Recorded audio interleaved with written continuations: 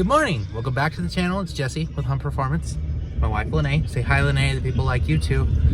We are headed to Corral fence job. Today we're just planning on getting the post cut.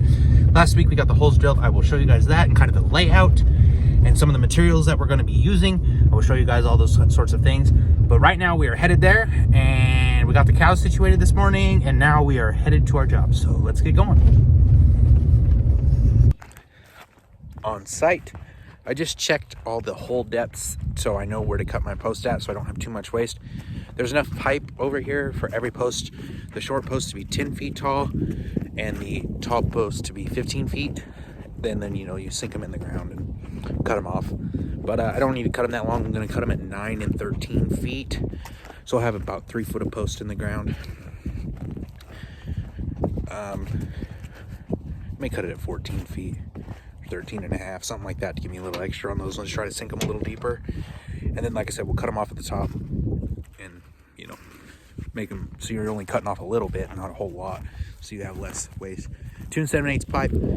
I got the continuous panels and the other gates over here, but I'm gonna get set up and get to cutting, because that's what I'm trying to get done today, and then we're gonna come back later and do more stuff, I guess.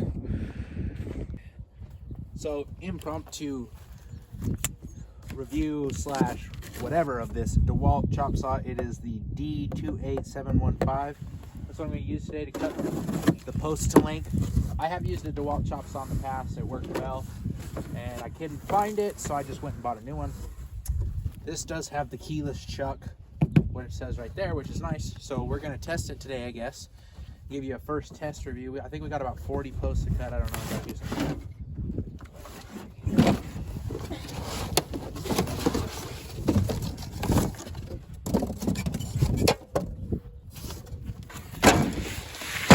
That's what it looks like. Comes with a blade. Gotta get these feet off here. Comes with a blade, and you know, should work well. It's pretty simple. You know, screw, and you can flip it.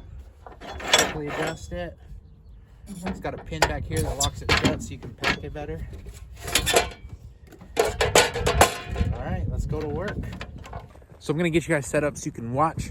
Like I said, it's just me really cutting post with a chop saw. We'll see, you know, how well it does for the first time out. But yeah, it's just gonna be me cutting a lot of post, and then I'll come back with some thoughts on the chop saw, and that's part 1 of this video, or this build. But I'm gonna put earmuffs on because this stuff's all loud and I don't want to listen to it. So yeah, here we go.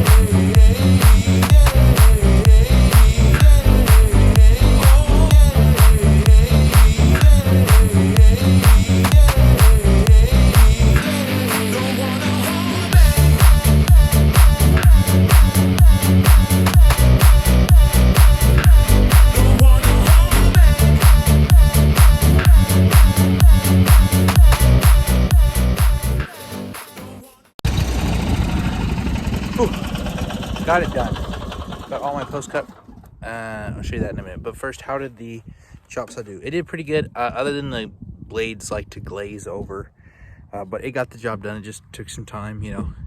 A cold cut saw would probably work better, but then you got to worry about the teeth glazing. So it's kind of back and forth. It really just depends. But worked pretty well. I'll put a link in the description for that. Also, you guys like, subscribe, comment if you like more videos like this. Let's go take a look at what we got done, and I'll explain why I did this the way I did. So I needed 22 posts that were about 9 foot tall, and I needed 12 posts that were 15 foot tall. So that means when they stick out of the ground, I can cut them off at 6 feet and cut them off at 10 feet. So as you see, I've got my stack of 22 shorter posts and 12 taller posts, and I only have one piece of scrap. So what I ended up doing is because the joints are 31 to 33 feet long, they're probably about 32, most of them, is I got 2 of the 9 foot posts out of each one, so it's 18 feet, and then the leftover was about 15 feet, and I had anywhere from 13 to 15 feet is what I needed, and that was most of these. So I only had to cut one extra long post, and then it left me with an 18 foot piece of scrap, but I don't have any other little pieces of scrap. So when you guys are getting into a job or cutting or figuring out pipe, you know, just make sure you plan for that, so that way you can have as least amount of scrap as possible. Yes, it's true that once I put the post in the ground, I'm gonna have to cut all of them off, but that's okay.